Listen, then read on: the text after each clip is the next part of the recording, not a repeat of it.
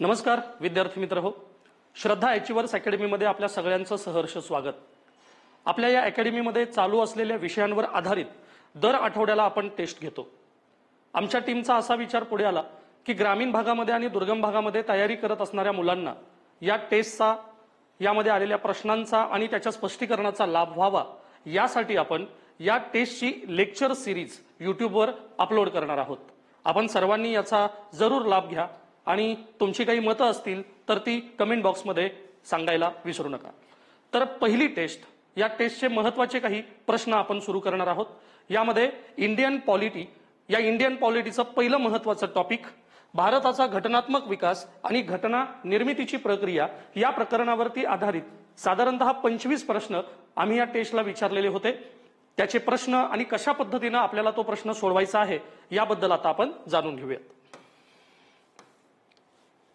26 ते साधारणतः 50 असे प्रश्न भारतीय राज्यघटनेतल्या या पहिल्या टॉपिकवर विचारण्यात आलेले होते।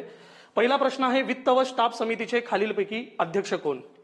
विद्यार्थी मित्र हो, प्रश्न सोडवत असताना किमान तयारी करत असताना आपण जे 4 पर्याय आलेले आहेत त्या 4ही पर्यायांचा विचार करणार आहोत। कारण असं आहे की एक प्रश्न साधारणतः तुमच्या 4 प्रश्नांची तयारी करून घेत असतो। त्यामुळे कुठलाही प्रश्न तुम्ही सोडवत असताना एक विचार करा, आलेले जे 4 पर्याय आहेत त्या पर्यायांचा संदर्भ काय हे सुद्धा तुम्हाला प्रश्न सोडवत असताना कळणं अपेक्षित आहे। तर प्रश्न दिलाय, वित्त व स्टाफ समितीचे खालीलपैकी अध्यक्ष कोण?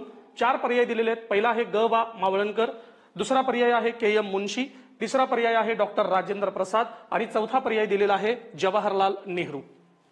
भारतीय घटना निर्माण करण्याच्या प्रक्रियेमध्ये ज्या महत्त्वाच्या काही समित्या निर्माण झालेल्या होत्या त्या समित्यांच्या अध्यक्षस्थानी असलेली ही 4ही नावं आहेत। यामध्ये पंडित जवाहरलाल नेहरू यांनी संघराज्य अधिकार समिती, संघराज्य घटना समिती, भारतीय राज्यघटनेच्या मसुदेची चिकित्सा करणारी समिती, अशा 3 महत्त्वाच्या समित्यांचं अध्यक्षपद यांच्याकडे होतं। त्यानंतर डॉक्टर राजेंद्र प्रसाद, जो पर्याय क्रमांक 3 आहे, यांनी सुकाणू समितीचं अध्यक्षपद, वित्त आणि स्टाफ समितीचं अध्यक्षपद, कार्यपद्धती विषयक नियम समितीचं अध्यक्षपद आणि राष्ट्रध्वजावरील तदर्थ समितीचं अध्यक्षपद यांनी भूषवलेलं होतं। के.एम. मुन्शी अत्यंत महत्त्वाचे आहेत। भारतीय राज्यघटनेच्या मसुदा समितीमध्ये सुद्धा के.एम. मुन्शी होते। के.एम. मुन्शी महत्त्वाचे आहेत। यांच्याकडे वित्तीय तरतुदींवरील तज्ञ समितीचं अध्यक्षपद आहे। यांच्याकडे 1947च्या कायद्याच्या परिणामकारकतेच्या समितीचं सुद्धा अध्यक्षपद दिलेलं आहे। हे आहेत ग वा मावळणकर। 299 सदस्य जेव्हा घटना निर्माण करण्याची प्रक्रिया सोडून तात्पुरती संसद म्हणून काम करायचे त्यावेळेला ग वा मावळणकर हे अध्यक्ष म्हणून काम करत असत। घटना समितीच्या कामकाज विषयक समितीचे हे अध्यक्ष होते। प्रश्न विचारण्यात आलेला आहे, वित्त व स्टाफ समितीचे खालीलपैकी अध्यक्ष कोण? तर याचं योग्य उत्तर आहे डॉक्टर राजेंद्र प्रसाद। डॉक्टर राजेंद्र प्रसाद हे वित्त व स्टाफ समितीचे अध्यक्ष राहिलेले आहेत। विद्यार्थी मित्र हो, एकच प्रश्न पाहत असताना उरलेले 4 पर्याय व्यवस्थित पाहणं म्हणजे त्या प्रश्नासोबत उरलेल्या 4 प्रश्नांची तयारी करणं आहे, हेही लक्षात आपल्याला घेतलं पाहिजे। पुढचा प्रश्न आहे, संविधान सभेची 5वी बैठक कधी झाली? संविधान सभेच्या कामकाजाचा जर आढावा घेतला तर साधारणतः 11 सत्र झालेली आपल्याला दिसतात। त्यामुळे असे प्रश्न येणाऱ्या काळात तुम्हाला विचारले जातील, 11वं सत्र कधी झालं, दुसरं सत्र कधी झालं, तर इथं विचारण्यात आलेला प्रश्न आहे 5वी बैठक म्हणजे 5वं सत्र कधी झालेलं आहे। तर पहिलं सत्र झालं डिसेंबर 1946। डिसेंबर 1946 हे आपलं पहिलं सत्र आहे आणि 11वं सत्र झालेलं आहे नोव्हेंबर 1949। त्यामुळे आपला एक शॉर्टकट इथं आपल्याला खूप फायद्याला येणार आहे, DJ AJ AJ NMJ October आणि नोव्हेंबर। क्लासमधल्या विद्यार्थ्यांना हे शॉर्टकट खूपच उपयोगाला आलेले आहेत, तुम्हाला सुद्धा याचा नक्की फायदा होईल। DJ AJ AJ NMJ October आणि नोव्हेंबर। आता या ट्रिककडे जात असताना फक्त एक सूचना अशी आहे की 2 महिने यामध्ये आपण विचारात घेत नाही। एक महिना आहे मार्च आणि दुसरा महिना आहे जून। मार्च आणि जून महिने वगळता उरलेले सगळे महिने आपल्याला क्रमाने इथे घ्यायचे आहेत। तर पहिली बैठक झालेली 1946, डी फॉर डिसेंबर 1946। त्यानंतर डिसेंबर नंतर जे पासून तयार होणारा महिना आहे जानेवारी। जानेवारी फक्त साल बदलेल 1947 त्यानंतर ए, डी जे, ए जे, जानेवारी नंतर फेब्रुवारी, मार्च, एप्रिल, एप्रिल 1947. त्यानंतर जे, जून आपल्याला घ्यायचा नाहीये त्यामुळे आपण घेणार आहोत जुलै, जुलै 1947. त्यानंतर ए, ए फॉर ऑगस्ट, ऑगस्ट 1947. अशा पद्धतीनं आपण नोव्हेंबर 1949 पर्यंत जाणार आहोत. नोव्हेंबर 1949 ची बैठक ही 11वी बैठक आहे आणि 1 डिसेंबरची बैठक ही पहिली बैठक आहे. आपल्याला विचारण्यात आलेला प्रश्न आहे संविधान सभेची 5वी बैठक कधी झाली? 5वी बैठक झालेली आहे ऑगस्ट 1947. पर्याय क्रमांक 3 ऑगस्ट 1947. या ट्रिकनुसार तुम्हाला उरलेल्या 11 बैठका सुद्धा व्यवस्थित पाठ करता येतील, लक्षात ठेवता येतील. फक्त यामध्ये मार्च आणि जून हे 2 महिने येणार नाहीत, याची काळजी तुम्हाला घ्यायची आहे. आता पुढचा प्रश्न पहा. स्वातंत्र्यापूर्वी 6 संस्थानिकांचा घटना समितीतील प्रवेश खालीलपैकी कोणत्या दिवशी झाला? संस्थानिक. कॅबिनेट मिशनने घटना समितीची जी निवडणूक घेतलेली होती त्यामध्ये 93 जागा संस्थानिकांसाठी दिल्या होत्या, पण संस्थानिकांनी बहिष्कार टाकला. प्रत्यक्षामध्ये ज्यावेळेला संविधानाचं कामकाज चालू झालं स्वातंत्र्यानंतर त्यावेळेला 70 संस्थानिकांनी 299 सदस्यांपैकी सहभाग नोंदवलेला होता. अभ्यास करणाऱ्या मुलांना हा आकडा पूर्णतः माहिती आहे. पण इथं प्रश्न काय विचारलाय पहा. स्वातंत्र्यापूर्वी 15 ऑगस्ट 1947 पूर्वी काही संस्थानिकांनी स्वतःहून घटना समितीच्या कामकाजामध्ये सहभाग घेतलेला होता, तर तो सहभाग त्यांनी कधी घेतला असा हा प्रश्न आहे. इथं 28 एप्रिल 1947, 18 एप्रिल 1947, 23 एप्रिल 1947, 22 जुलै 1947. तर हे 6 संस्थानिक कोण आणि त्यांनी प्रवेश कधी घेतला? यासाठी आपलं एक शॉर्टकट किंवा ट्रिक आहे. उदय ने रेवती से पार्टी ली और कहा, उदय ने रेवती से पार्टी ली और कहा जया बड़ी बेकार है, जया बड़ी बेकार है. काही काही वेळेला ट्रिक तुम्हाला एक प्रश्न चांगल्या पद्धतीनं सोडवण्यासाठी मदत करतात, त्यातून तुम्हाला तुमचे मार्क्स वाढणार आहेत.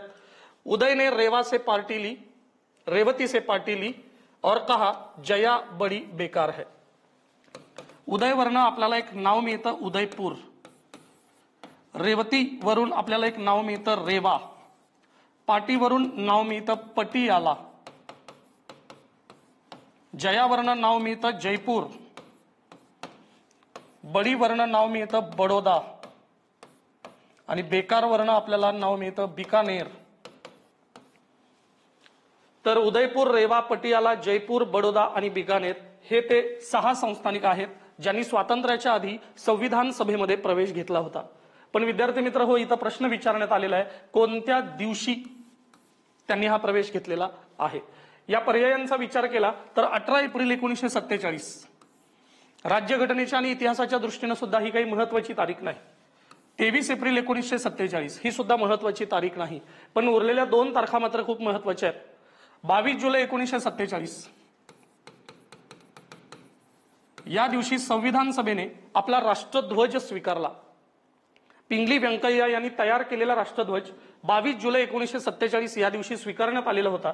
पहिल्या पर्यायाची जी तारीख आहे 28 एप्रिल 1947 ही 30 तारीख आहे, ज्या दिवशी उदयपूर, रेवा, पटियाला, जयपूर, बडोदा आणि बिकानेर या 6 संस्थानिकांनी घटना समितीच्या कार्यासाठी घटना समितीत प्रवेश नोंदवलेला होता. त्यामुळे पर्याय क्रमांक 1 हे या प्रश्नाचं अचूक उत्तर आहे. आता पुन्हा प्रश्न आहे समितीवर. वायव्य सरहद्द आदिवासी क्षेत्र उपसमितीमध्ये खालीलपैकी कोण सदस्य नव्हते असा हा प्रश्न आहे. वायव्य सरहद्द आदिवासी क्षेत्र उपसमिती ही अशी उपसमिती आहे की ज्या उपसमितीचे अध्यक्ष कोण याची नोंद कुठल्याही संदर्भामध्ये नाहीये. त्यामुळे इथं प्रश्न येताना सदस्यांवर प्रश्न येतो. सदस्य कोण होते, कोण नव्हते. 4 पर्याय दिलेले आहेत. मेहरचंद खन्ना, खान अब्दुल समद खान, खान अब्दुल गफार खान आणि मौलाना अबुल कलाम आझाद. तर मौलाना अबुल कलाम आझाद हे काँग्रेसचे एक अत्यंत महत्वाचे नेते. राष्ट्रीय काँग्रेसच्या अधिवेशनांचा विचार केला तर त्या अधिवेशनामध्ये सर्वाधिक काळ अधिवेशनाचे अध्यक्ष असणारे कोण, तर ते आहेत मौलाना अबुल कलाम आझाद. 1947 मध्ये पंडित जवाहरलाल नेहरू यांच्या नेतृत्वाखाली जे मंत्रिमंडळ निर्माण झालं त्या मंत्रिमंडळामध्ये शिक्षण मंत्री ही महत्वाची जबाबदारी मौलाना अबुल कलाम आझाद यांच्याकडे होती. ठीक आहे. उरलेले जे 3 आहेत, मेहरचंद खन्ना, खान अब्दुल समद खान आणि खान अब्दुल गफार खान, यांना सरहद्द गांधी असंही म्हणतात. इतिहासामध्ये एक अत्यंत महत्वाचं योगदान त्यांनी गांधीवादी विचार म्हणून वायव्य सरहद्द प्रांतामध्ये दिलेले आहेत. इतिहासामध्ये तुम्हाला ते अभ्यासायला सुद्धा मिळेल. प्रश्न आहे, खालीलपैकी कोण सदस्य नव्हते? मेहरचंद खन्ना सदस्य होते, खान अब्दुल समद खान सदस्य होते, खान अब्दुल गफार खान हे सुद्धा सदस्य होते. सदस्य नसणारे कोण आहेत? मौलाना अबुल कलाम आझाद. ठीक आहे. त्यामुळे याचा योग्य पर्याय आहे पर्याय क्रमांक 4.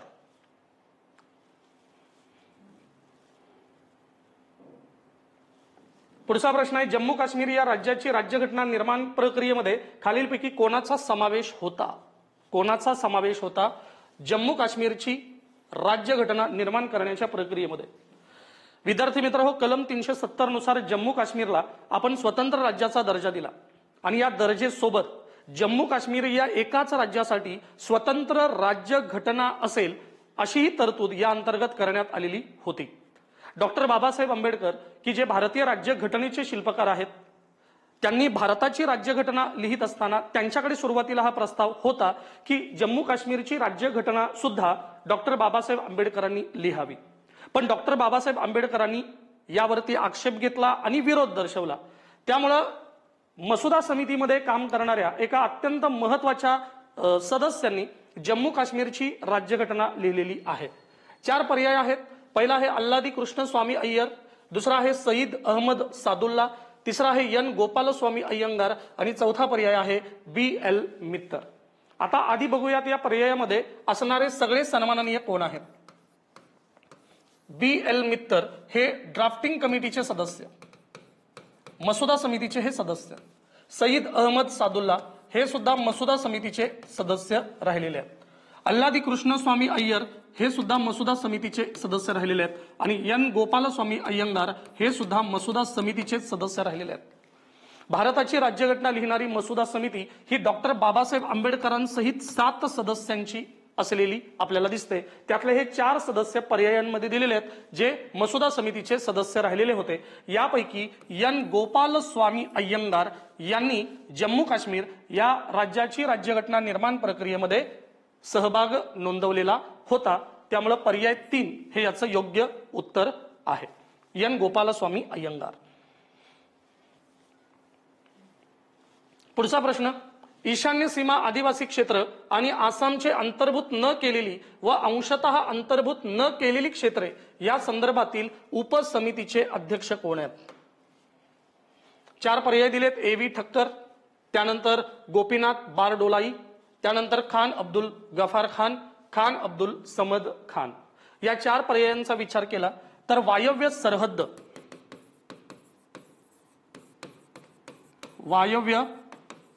सरहद्द आदिवासी उपसमिती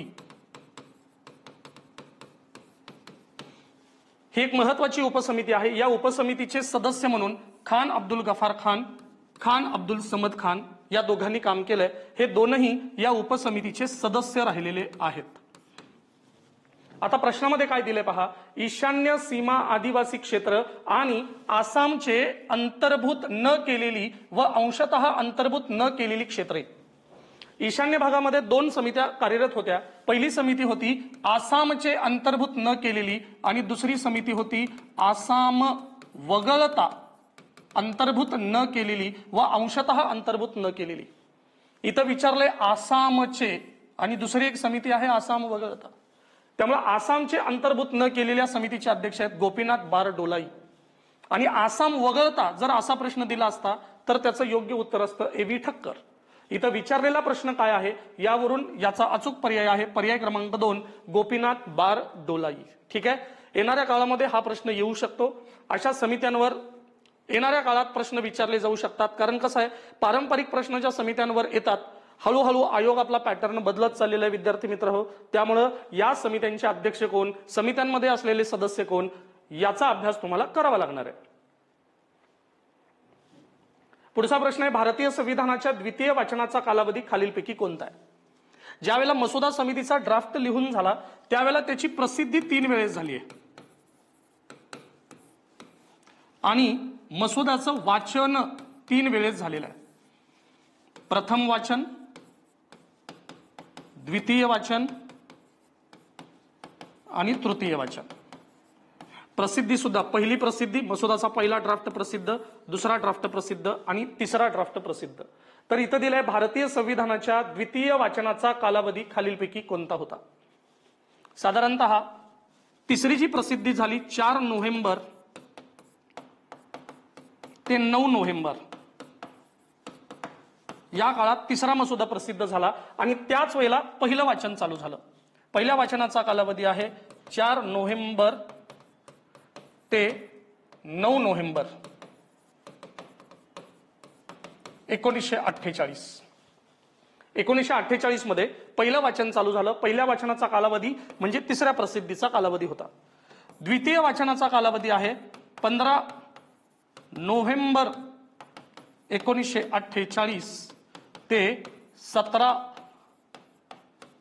ऑक्टोबर 1949 हा द्वितीय वाचनाचा कालावधी आहे. आणि तृतीय वाचनाचा कालावधी मग 14 नोव्हेंबर ते 26 नोव्हेंबर हा तृतीय वाचनाचा कालावधी. आणि इथे 26 तारखेला भारतीय संविधान स्वीकारलं गेलंय मसुदा समितीकडून. घटना समितीचे प्रमुख असणाऱ्या डॉक्टर राजेंद्र प्रसादांकडून ते स्वीकारलं गेलेलं आहे. तर आता इथं जर आपण पाहिलं तृतीय वाचन, द्वितीय वाचन, प्रथम वाचन, विचारलेला प्रश्न आहे भारतीय संविधानाच्या द्वितीय वाचनाचा कालावधी खालीलपैकी कोणता. द्वितीय वाचनाचा कालावधी आहे 15 नोव्हेंबर 1948 ते 17 ऑक्टोबर 1949 आणि हा आहे पर्याय क्रमांक 1 15 नोव्हेंबर 1948 ते 17 ऑक्टोबर 1949. उरलेल्या पर्यायांकडे नजर टाका. इथं दिलंय 15 नोव्हेंबर पण इथं आहे 1947, परत 9 नोव्हेंबर असं म्हटलंय त्यामुळे हेही चुकलं. 4 नोव्हेंबर ते 14 नोव्हेंबर 1948 म्हटलंय हेही चुकलं. 14 नोव्हेंबर ते 17 नोव्हेंबर म्हटलंय हेही चुकलं. त्यामुळे इथं तारीख, तो महिना आणि वर्ष या तीनही मुद्द्यांकडे आपल्याला व्यवस्थित लक्ष द्यावं लागणार आहे. पर्याय क्रमांक 1 या प्रश्नाचं अचूक उत्तर. पुढे आहे वंदे मातरम हे गीत सर्वप्रथम कोठे गायले गेले. वंदे मातरम बंकिमचंद्र चॅटर्जी यांनी आनंदमठ नावाची कादंबरी लिहिली. आनंदमठ नावाच्या कादंबरीतून वंदे मातरम हे गीत आपण घेतलेलं आहे. हे आपलं राष्ट्रगान आहे, राष्ट्रगीत आहे, जनगण मन. नेहमी हा प्रश्न विचारला जातो की वंदे मातरम हे गीत कोणी लिहिलं. वंदे मातरम गीत हे कुठल्या पुस्तकातून किंवा कादंबरीतून स्वीकारलेलं आहे आनंदमठ. पहिल्यांदा याचं गायन कुठे झालं वगैरे वगैरेच्या गोष्टी. तर वंदे मातरम हे गीत सर्वप्रथम कोठे गायले गेले. तर सर्वप्रथम वंदे मातरम हे गीत 1896 मध्ये गायलं गेलंय कलकत्ता या ठिकाणी. ठीक आहे. तर यावर आधारित भविष्यात प्रश्न येऊ शकतात. वंदे मातरम कोणी लिहिलं. बंकिमचंद्र चॅटर्जी. कुठल्या पुस्तकातून घेतलं. आनंदमठ नावाच्या कादंबरीतून. कधी गायलं गेलं 1896 मध्ये आणि कुठे गायलं गेलं कलकत्ता या ठिकाणी त्याचं पहिलं गायन झालेलं आहे. लक्षात ठेवा. पुढचा प्रश्न आहे सर स्टॅफर्ड क्रिप्स हे खालीलपैकी कोणत्या पदावरती होते. भारतीय राज्यघटना निर्माण करण्यासाठी इंग्रजांनी भारतामध्ये आपल्या कॅबिनेट मधील 3 मंत्र्यांना पाठवलेलं होतं. त्यामुळे आपण त्याला त्रिमंत्री योजना असं म्हणतो किंवा कॅबिनेट मिशन असं म्हणतो. ठीक आहे. कालखंड आहे 1946 ज्यावेळेला कॅबिनेट मिशन भारतामध्ये येत आहे. कॅबिनेट मिशन मध्ये म्हणजे या त्रिमंत्री योजनेमध्ये 3 मंत्री आहेत. लक्षात घ्या. पहिले आहेत भारत मंत्री, त्यानंतर व्यापार मंडळाचे अधिकारी, त्यानंतर आरमार प्रमुख. भारत मंत्री आहेत पॅथिक लॉरेन्स,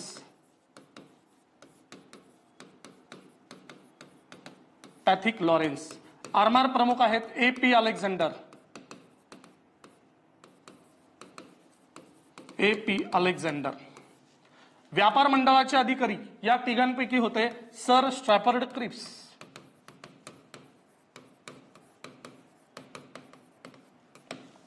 आणि तत्कालीन काळामध्ये भारताचे व्हाईसरॉय होते लॉर्ड माउंट बॅटन.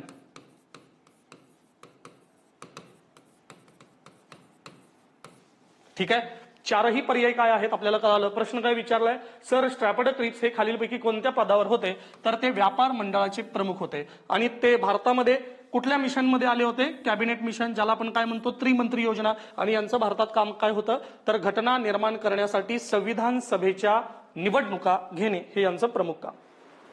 प्रश्न क्रमांक 35. घटना समिती म्हणजे सार्वभौम संस्था नव्हे ही टीका कोणी केली? पहिला पर्याय आहे ग्रॅनविल ऑस्टिन, दुसरा आहे विस्काउंट सायमन, तिसरा आहे विन्स्टन चर्चिल आणि चौथा आहे महात्मा गांधी. तर घटना समितीवरती चौघांनीही टीका केलेली आहे. ग्रॅनविल ऑस्टिन यांचं मत आहे की घटना समिती म्हणजे काँग्रेस, घटना समिती म्हणजे काँग्रेस आणि काँग्रेस म्हणजे भारत, अशा शब्दामध्ये ग्रॅनविल ऑस्टिन यांनी टीका केलेली आहे. दुसरे आहेत विस्काउंट सायमन. विस्काउंट सायमन यांचं म्हणणं आहे घटना समिती म्हणजे हिंदूंची सभा, घटना समिती म्हणजे हिंदूंची सभा असं वर्णन केलेलं आहे विस्काउंट सायमन यांनी. तिसरा पर्याय दिलाय विन्स्टन चर्चिल. यांचं मत होतं घटना समिती म्हणजे बहुसंख्याकांचे प्रतिनिधित्व, बहुसंख्याकांचे प्रतिनिधित्व. आणि महात्माजी गांधी यांचं मत होतं घटना समिती ही सार्वभौम संस्था नव्हे. प्रश्न विचारलेला आहे घटना समिती म्हणजे सार्वभौम संस्था नव्हे ही टीका खालीलपैकी कोणी केली? तर याचं अचूक उत्तर आहे पर्याय क्रमांक 4 महात्मा गांधीजी. पुढचा प्रश्न विचारलाय प्रांत व सदस्य संख्या यांचा विचार करता खालीलपैकी चुकीची जोडी कोणती आहे?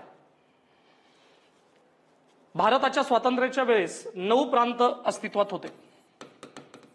या 9 प्रांतामध्ये संयुक्त प्रांत, त्यानंतर नंबर 2 मद्रास प्रांत, नंबर 3 बिहार प्रांत, नंबर 4 मुंबई प्रांत, नंबर 5 पश्चिम बंगाल, नंबर 6 मध्य प्रांत व वऱ्हाड, नंबर 7 पूर्व पंजाब, नंबर 8 ओडिशा, नंबर 9 आसाम. असे एकूण 9 प्रांत 1947च्या भारताचे आपल्याला दिसतात. आता सदस्य संख्येचा विचार केला तर संयुक्त प्रांतामध्ये 55 सदस्य होते, मद्रास प्रांतातले 49 सदस्य होते, बिहार प्रांतातले 36 सदस्य होते, मुंबई प्रांतातले 21 सदस्य होते, पश्चिम बंगाल प्रांतातले 19 सदस्य होते, मध्य प्रांत आणि वऱ्हाड 17 सदस्य होते, पूर्व पंजाब 12 सदस्य होते, ओडिशा 9 सदस्य होते आणि आसाममधून 8 सदस्य होते. प्रश्न विचारलेला आहे प्रांत व सदस्य संख्या यांचा विचार करता खालीलपैकी चुकीची जोडी कोणती आहे? पहिला पर्याय पश्चिम बंगाल 19, पश्चिम बंगालमध्ये 19 सदस्य, पहिला पर्याय बरोबर. नंबर 2 मध्य प्रांत व वऱ्हाड 17 सदस्य, हा सुद्धा पर्याय बरोबर. नंबर 3 पूर्व पंजाब 12 सदस्य, हाही पर्याय बरोबर. नंबर 4 आसाम, आसाम इथं हवं होतं 8 पण दिलेलं आहे 9, त्यामुळे हा पर्याय चुकीचा आहे. यावर वारंवार प्रश्न येतात वेगवेगळ्या परीक्षांमध्ये, त्यामुळे महत्वाच्या या 9 प्रांतातील सदस्य संख्या किती हे विद्यार्थ्यांनी लक्षात ठेवायला हवं. पुढचा प्रश्न आहे गव्हर्नमेंट ऑफ इंडिया ऍक्ट कधी पारित करण्यात आला? कायद्यांवर आधारित हा प्रश्न आहे. 1917. 1917 मध्ये कायदा झालेला नव्हता, 1917 मध्ये घोषणा झालेली होती. याला आपण मॉन्टेग्यूची घोषणा असं म्हणतो. 1930 चा कालखंड हा आपला गोलमेज परिषदेचा कालखंड आहे. 1930, 1931 आणि 1932 अशा पद्धतीचे 3 गोलमेज परिषद झालेले आपल्याला दिसतात. 1947 मध्ये जो कायदा झाला तो आहे भारतीय स्वातंत्र्याचा कायदा. प्रश्नामध्ये काय विचारलंय? गव्हर्नमेंट ऑफ इंडिया ऍक्ट कधी पारित करण्यात आला? 1935 मध्ये पारित करण्यात आला होता, जो की पर्यायामध्ये दिला नाही. त्यामुळं या प्रश्नाचं अचूक उत्तर आहे पर्याय क्रमांक 4. पुढचा प्रश्न आहे 1946च्या मंत्रिमंडळामध्ये शिक्षण व कला मंत्रालय कोणाकडे होते? जॉन मथाई. 1946चं मंत्रिमंडळ दिलेलं हे लक्षात ठेवा, कन्फ्यूज व्हाल. मंत्रिमंडळ 2 आहेत, 1946 आणि दुसरं मंत्रिमंडळ आहे 1947. तर जॉन मथाई 1946च्या मंत्रिमंडळामध्ये उद्योग मंत्री होते. त्यानंतर अब्दुल नाईकर यांच्याकडे संचार मंत्रालय होतं, संचार मंत्रालय. आसिफ अली हे होते रेल्वे मंत्री 1946च्या मंत्रिमंडळामध्ये. आणि श्री राजगोपालाचारी यांच्याकडे मंत्रीपद होतं शिक्षण व कला. प्रश्न विचारलेले 1946च्या मंत्रिमंडळामध्ये शिक्षण व कला मंत्रालय कोणाकडे होतं? तर अचूक पर्याय आहे पर्याय क्रमांक 3. या प्रश्नावर आधारित उरलेले पर्याय काय सांगतात हेही आपल्याला कळालं. आणि विद्यार्थ्यांनो बाकीच्या 1946 आणि 47च्या मंत्रिमंडळामध्ये बाकीचे जे मंत्री आहेत त्यांच्याकडे कुठली पदं आहेत हे सुद्धा तुम्हाला पाठ करावं लागणार आहे, लक्षात ठेवावं लागणार आहे, कारण परीक्षेला ते विचारलं जातं. पुढचा प्रश्न आहे, खालीलपैकी कोणता सनदी कायदा आहे? इंग्रजांनी भारतामध्ये कायदे केले, पण त्यापैकी काही चार्टर ऍक्ट्स त्यांनी केलेले आहेत, ज्याला आपण सनदी कायदा असं म्हणतो. पहिला चार्टर ऍक्ट 1793, त्यानंतर 20 वर्षांनी दुसरा चार्टर ऍक्ट आला 1813 मध्ये, त्यानंतर 20 वर्षांनी 1833 मध्ये, पुन्हा 20 वर्षांनी 1853 मध्ये. अशा कायद्यांना सनदी कायदा असं इतिहासामध्ये म्हटलं गेलं. आता प्रश्न काय, पर्याय काय पहा, 1892, 1815, 1833 आणि 1835. इथं आपण पाहिलंय 1793, 1813, 1833 आणि 1853 यावेळेला झालेल्या कायद्यांना इतिहासामध्ये सनदी कायदा असं म्हणतात. त्यामुळे पर्याय क्रमांक 3 1833चा कायदा हे याचं अत्यंत योग्य उत्तर आहे.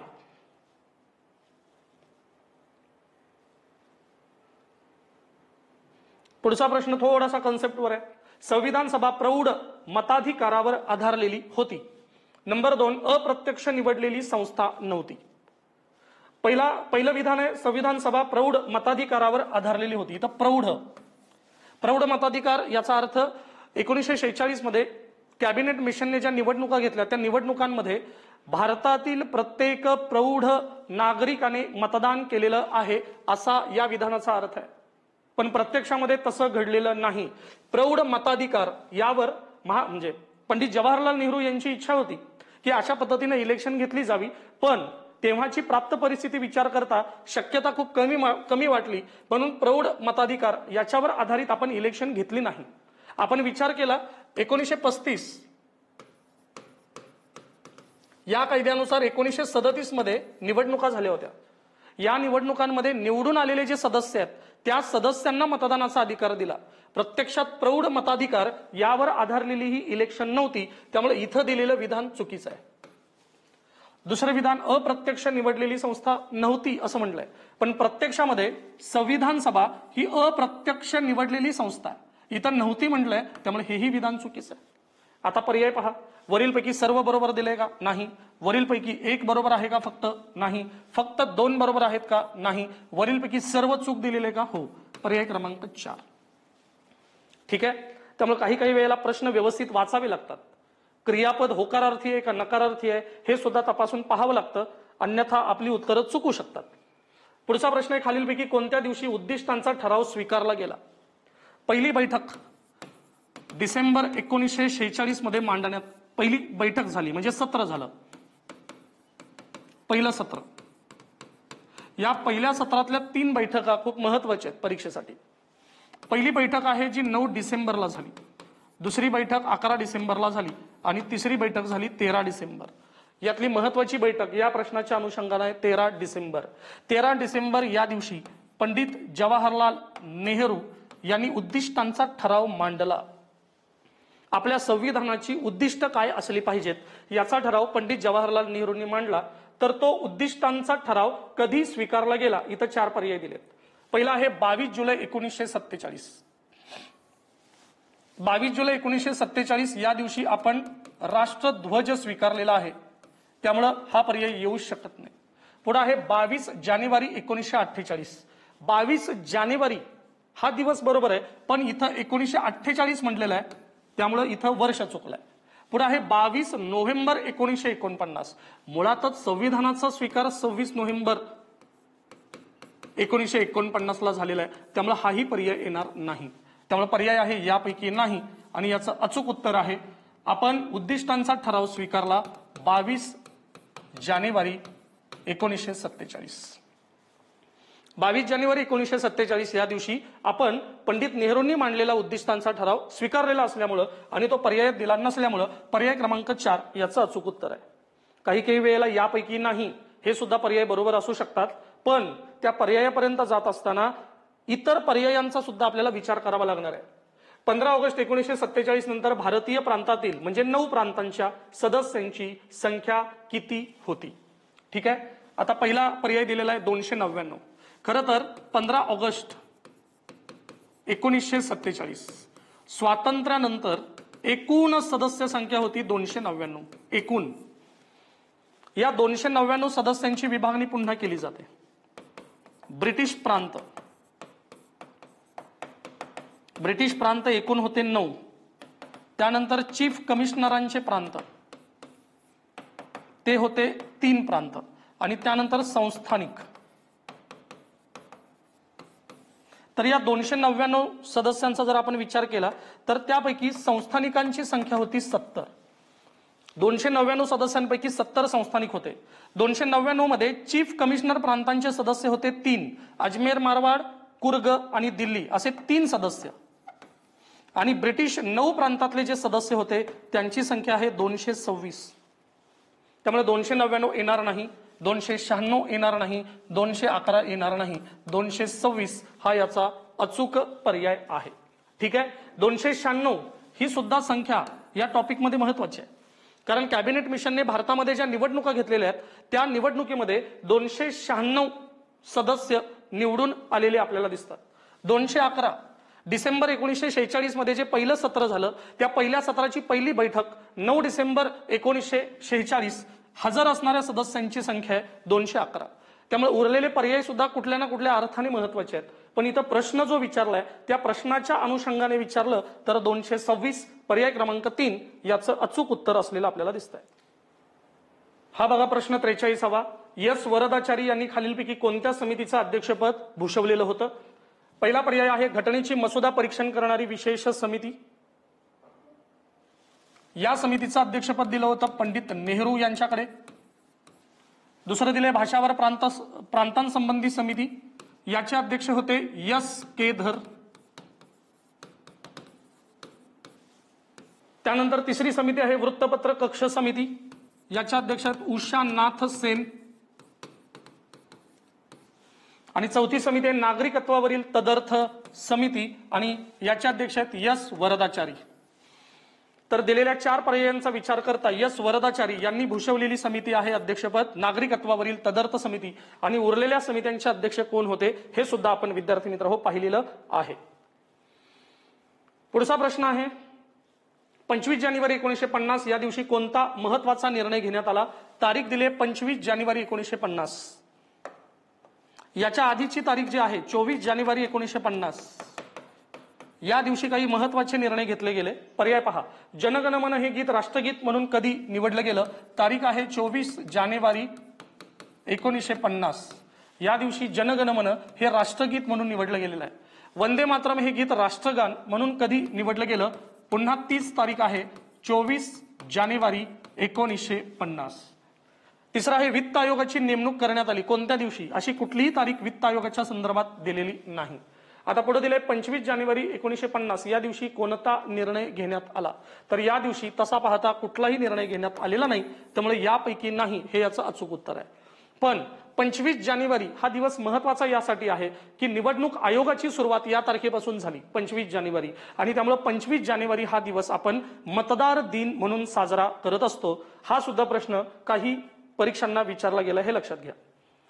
पुढचा प्रश्न आहे संविधान निर्माण करण्याप्रसंगी खालीलपैकी कोणाच्या शुभेच्छा संदेशांचे वाचन करण्यात आले नाही? भारतीय संविधान होताना 3 देशांनी शुभेच्छा पाठवलेल्या होत्या. त्यांच्या संदेशांचं वाचन आपण केलेलं आहे. त्यामध्ये अमेरिका आहे, त्यामध्ये चीन आहे आणि ऑस्ट्रेलिया आहे. या 3 देशांनी जे संदेश पाठवले होते त्यांचं वाचन संविधान निर्माण करताना झालेलं आहे. उरलेले 2 पर्याय आहेत रशिया आणि जपान. यांनी कुठलेही संदेश पाठवलेले नाहीत. इथं विचारलेला प्रश्न आहे कोणाच्या शुभेच्छा संदेशांचं वाचन करण्यात आलेलं नाही? तर 3 आणि 4 हा पर्याय जिथं दिला असेल तो पर्याय आपल्याला निवडावा लागेल. इथं म्हटलंय फक्त 1 व 4 बरोबर. इथं म्हटलंय फक्त 1 व 2 बरोबर. इथं म्हटलंय फक्त 1 व 3 बरोबर. इथं म्हटलंय 3 व 4 बरोबर. ठीक आहे. तर इथं 3 व 4 बरोबर, कारण या दोघांचं वाचन करण्यात आलेलं नाही. पर्याय क्रमांक 4 हे याचं योग्य उत्तर आहे. बऱ्याच मुलांनी 1 व 2 बरोबर असल्यामुळं इथं 1 व 2 बरोबर हा पर्याय निवडलेला आहे. पण हा पर्याय येणार नाही, कारण प्रश्नामध्ये नकारात्मकता विचारलेली आहे. कोणाचं वाचन करण्यात आलेलं नाही हे विचारलंय, रशिया आणि जपान. त्यामुळे 3 आणि 4 बरोबर हाच आपला पर्याय योग्य असणार आहे. पुढचा प्रश्न पहा. भारतातील पहिल्या महिला मुख्यमंत्री कोण? हा सुद्धा प्रश्न एमपीएससीने विचारलेला प्रश्न आहे. पहिला आहे सुचेता कृपलानी, सरोजिनी नायडू, दुर्गाबाई देशमुख आणि विजयालक्ष्मी पंडित. विजयालक्ष्मी पंडित या चारही, सुचेता कृपलानी, सरोजिनी नायडू, दुर्गाबाई देशमुख आणि विजयालक्ष्मी पंडित, भारतीय राज्यघटना समितीमध्ये ज्या एकूण 15 महिला होत्या त्या 15 महिलांपैकी या प्रमुख मान्यवर महिला आहेत. यापैकी विजयालक्ष्मी पंडित संयुक्त राष्ट्र संघटनेमध्ये आम सभा आहे त्या आम सभेच्या अध्यक्षा म्हणून यांनी काम केलेलं आहे विजयालक्ष्मी पंडित यांनी. आणि याच्याशिवाय महाराष्ट्राच्या पहिल्या महिला राज्यपाल राहिलेल्या आहेत विजयालक्ष्मी पंडित. दुर्गाबाई देशमुख समाज कल्याणाचं अध्यक्षपद यांनी भूषवलेलं आहे. सरोजिनी नायडू भारतीय स्वातंत्र्य लढ्यातल्या अत्यंत अग्रस्थानी असणारी एक महिला म्हणून आपण यांच्याकडे पाहतो. राष्ट्रीय काँग्रेस यांच्या अधिवेशनांमधली पहिली भारतीय महिला अध्यक्षा सरोजिनी नायडू आहेत. आणि विशेषतः भारताच्या पहिल्या महिला राज्यपाल म्हणून सुद्धा सरोजिनी नायडू यांना ओळखलं जातं. प्रश्नामध्ये दिलेलं आहे पहिल्या महिला मुख्यमंत्री कोण. पहिल्या महिला मुख्यमंत्री आहेत सुचेता कृपलानी. उत्तर प्रदेश या राज्याच्या पहिल्या महिला मुख्यमंत्री म्हणून सुचेता कृपलानी यांनी काम केलेलं आपल्याला दिसतंय. खालीलपैकी कोणते नेते मुस्लिम लीगशी संबंधित नाहीत. पहिला पर्याय आहे जोगेंद्रनाथ मंडल, हे मुस्लिम लीगचे मेंबर आहेत. आणि शिवाय 1946च्या मंत्रिमंडळामध्ये सुद्धा यांचा समावेश आहे. बॅरिस्टर जीना हे तर स्वतः मुस्लिम लीगचे प्रमुख नेते आहेत. लियाकत अली यांच्याकडे वित्त मंत्रालय होतं 1946च्या मंत्रिमंडळात. आणि यांच्याकडे होतं विधी मंत्रालय म्हणजे कायदा मंत्रालय. त्यामुळे हेही मुस्लिम लीगचे मेंबर आहेत. बॅरिस्टर जीना हे तर संस्थापकच आहेत, संस्थापक म्हणण्यापेक्षा प्रमुख नेते म्हणूयात. लियाकत अली हे वित्त मंत्री होते आणि हे सुद्धा मुस्लिम लीगशी संबंधित आहेत. हे संस्थापक नाहीत, प्रमुख नेते, लक्षात घ्या. आता आसिफ अली यांचा मात्र संबंध मुस्लिम लीगशी नाहीये, हे लक्षात घ्या. आसिफ अली हे रेल्वे मंत्री आहेत 1946च्या मंत्रिमंडळात, पण हे मुस्लिम लीगशी संबंधित नसल्यामुळं पर्याय क्रमांक 3 या प्रश्नाचं अचूक उत्तर आहे. पुढचा प्रश्न आहे 1833 मध्ये खालीलपैकी कोणते पद अस्तित्वात आले. 1833 मध्ये बंगालचा गव्हर्नर जनरल, भारताचा गव्हर्नर जनरल आणि भारताचा व्हाईसरॉय. 1833 मध्ये लॉर्ड विल्यम बेंटिक यांचा कालावधी आहे. लॉर्ड विल्यम बेंटिक भारताचा पहिला गव्हर्नर जनरल म्हणून नियुक्त झाले. 1833 मध्ये हे पद अस्तित्वात आलेलं आहे, भारताचा गव्हर्नर जनरल. घटना समितीच्या निवडणुका खालीलपैकी कधी झाल्या. अत्यंत साधा पण बऱ्यापैकी मुलांकडून चुकणारा प्रश्न, कारण मुलं खूप महत्वाचं म्हणून इतर काहीतरी वाचत जातात आणि सोप्या गोष्टी सोडून देतात, हे लक्षात घ्या. तर घटना समितीच्या ज्या निवडणुका झाल्या 1946 मध्ये झाल्या का, निश्चित झाल्या, पण ऑक्टोबरमध्ये नाही, सप्टेंबरमध्ये नाही, जूनमध्ये नाही, जुलै 1946 झालेल्या या महत्वाच्या निवडणुका आहेत घटना समितीच्या. आणि शेवटचा प्रश्न भारतीय राज्यघटनेतल्या पहिल्या टॉपिकचा, खालील विधाने वाचा आणि उत्तर द्या. पहिलं विधान आहे स्वातंत्र्यानंतर घटना समिती हे कायदे मंडळ बनले. पहा, घटना समिती, ज्या घटना समितीत 299 सदस्य आहेत, यांच्याकडे दुहेरी जबाबदारी होती. घटना निर्माण करण्याची सुद्धा जबाबदारी होती आणि त्याच वेळेला तात्पुरती संसद म्हणून काम करण्याची सुद्धा जबाबदारी होती. आणि गंमत अशी आहे की जेव्हा घटना निर्माण करण्याचं काम हे 299 सदस्य करायचे तेव्हा अध्यक्ष असायचे डॉक्टर राजेंद्र प्रसाद, आणि जेव्हा तात्पुरती संसद म्हणून काम करायचे तेव्हा अध्यक्ष असायचे ग.वा. मावळणकर, की जे आपले मराठी प्रमुख नेते म्हणून आपण त्यांच्याकडे पाहतो. तर ते तात्पुरती संसद म्हणून काम करत असताना अध्यक्षस्थानी असायचे. तर मुद्दा किंवा विधान दिलेलं आहे स्वातंत्र्यानंतर घटना समिती हे कायदे मंडळ बनले, हे विधान बरोबर आहे. नंबर 2, स्वातंत्र्यानंतर घटना समिती ही स्वतंत्र भारताची पहिली संसद बनली. अगदी बरोबर, पहिली संसद आहे, तात्पुरती असली तरी. दोन्ही विधानं बरोबर आहेत. इथं दिले फक्त 1 बरोबर, इथं दिले फक्त 2 बरोबर, इथं दिले दोन्ही बरोबर, इथं दिले दोन्ही चूक. दोन्ही विधानं बरोबर असल्यामुळं पर्याय क्रमांक 3 या प्रश्नाचं अचूक उत्तर असणार आहे. तर विद्यार्थी मित्र हो, दर आठवड्याला अशा पद्धतीने 25 प्रश्न आम्ही आमच्या इथल्या विद्यार्थ्यांना देतो, त्यांच्याकडून टेस्ट सोडवून घेतो. अशा पद्धतीचं स्पष्टीकरण आम्ही त्यांना देत असतो. फक्त एखादा प्रश्न आणि त्या प्रश्नाचं उत्तर सांगणं ही आमची भूमिका नाही.